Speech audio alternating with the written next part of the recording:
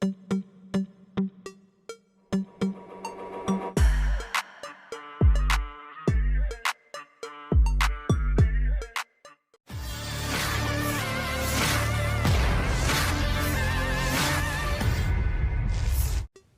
penampakan dalam senjata andalan paling mematikan dari kelompok militer Rusia.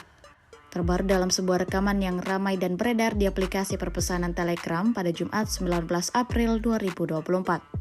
Dalam rekaman menampilkan bagaimana koresponden militer RT Sargon Hadaya yang mengunjungi laboratorium dan gudang tempat pesawat tak berawak dibuat. Koresponden militer RT Sargon Hadaya kemudian berkeliling mempelajari fitur-fitur drone tersebut dan melakukan sedikit interogasi.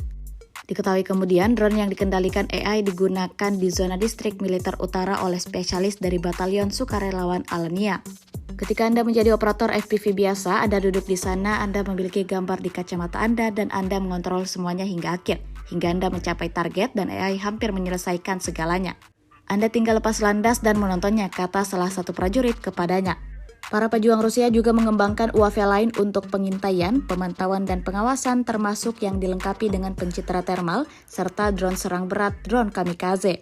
Semua bagian yang diperlukan dicetak pada printer 3D. Koresponden militer juga diperlihatkan drone Orlan dengan multifungsi terbaru.